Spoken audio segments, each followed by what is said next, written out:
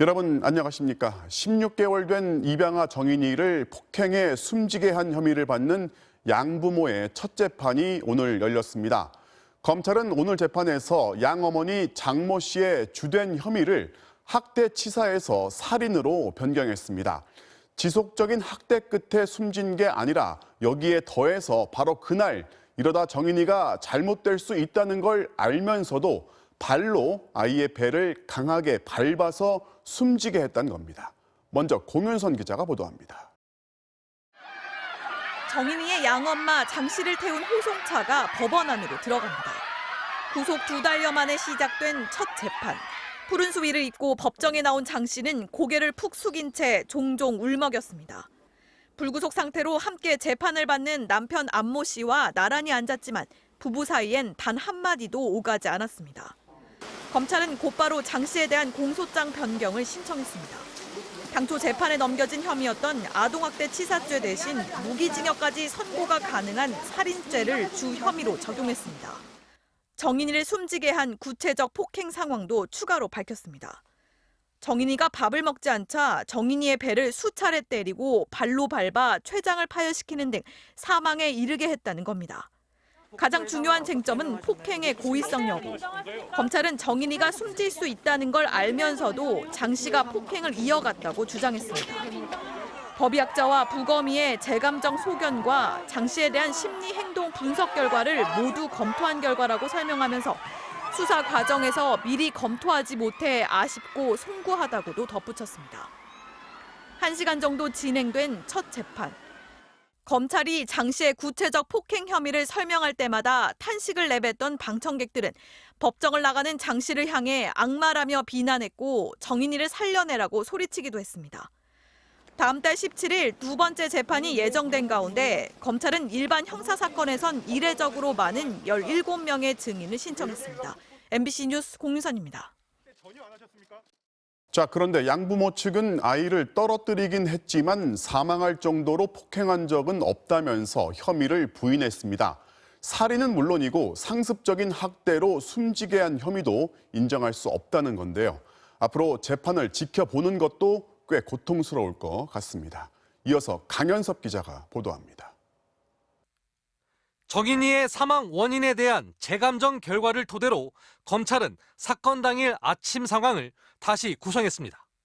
검찰은 양엄마 장 씨가 정인이의 양팔을 강하게 흔들어 팔꿈치를 탈골시켰고 췌장이 끊어질 만큼 복부를 밟아 배 안에 600ml의 피가 가득 찬 채 숨지게 했다고 결론 내렸습니다.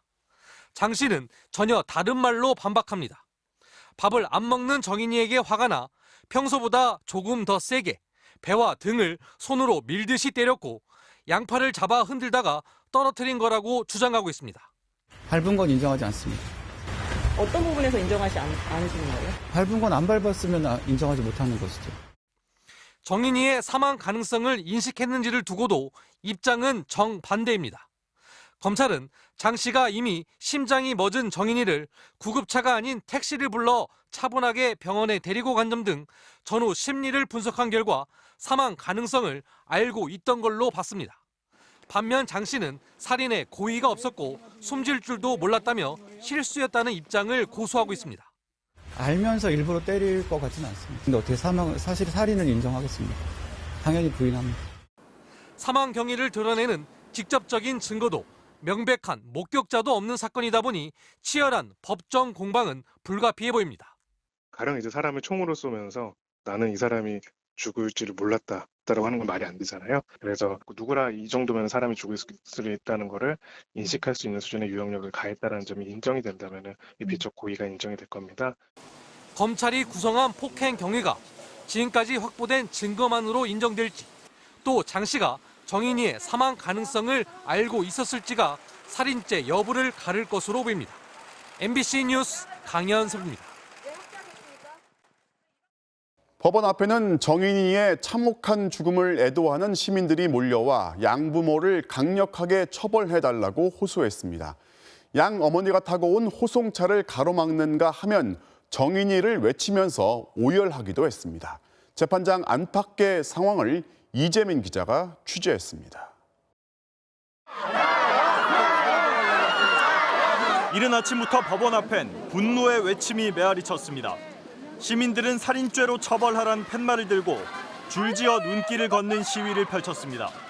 양부모에게 우리가 다 정인이 엄마다, 우리가 끝까지 싸워줄 거다라는 걸 보여주고 싶어서 나왔습니다. 정인이를 추모하는 탁자 위엔 하얀 국화와 과자, 음료가 쌓였습니다. 법원 앞에는 정인이를 추모하고 학대 가해자를 엄벌해달라는 화환 89개가 세워졌습니다. 사랑한다, 미안하다, 다음에는 내 딸로 태어나달라는 절절한 말들이 걸려 있습니다. 정인이를 학대한 양엄마 장모 씨가 탄 호송 버스가 나타나자 애도는 분노로 바뀌었습니다.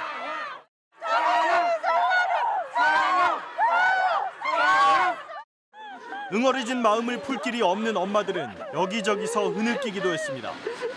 무면허 수술로 25살 아들 권대희 씨를 잃은 어머니도 나와 어떻게 해야 아이들을 지킬 수 있느냐며 오열했습니다. 얼마나 불쌍하고 불쌍합니까. 내가 얘 원수를 어떻게 갚아줘야 될지 모르겠어요. 정인이 고통이 우리 대희 고통인데. 법정에 들어가 재판을 볼 수 있는 사람은 51명. 하지만 방청권을 신청한 사람은 800명이 넘었습니다. 재판 중간 검찰이 살인죄를 적용했단 말이 전해지자 박수가 나오기도 했습니다.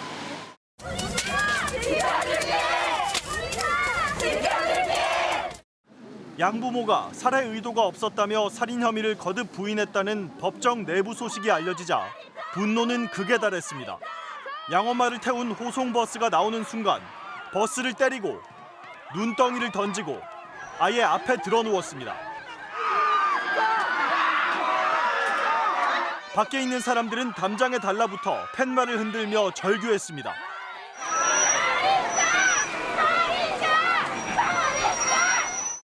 불구속 상태로 재판을 받는 양아빠 안모 씨는 취재진을 피해 아침 일찍 법원에 들어갔습니다. 안 씨는 법원에 신변 보호까지 요청했고 재판이 끝나고 20분 뒤 호위를 받으며 도망치듯 법원을 빠져나갔습니다.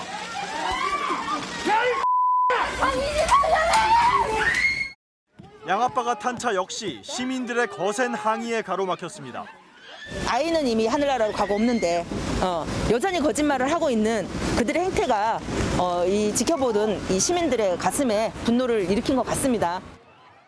첫 공판이 끝난 뒤에도 한동안 자리를 뜨지 못한 시민들은 향후 법정 공방이 예상되는 살인죄 적용에 대해 법원에 지속적인 청원을 넣겠다고 밝혔습니다.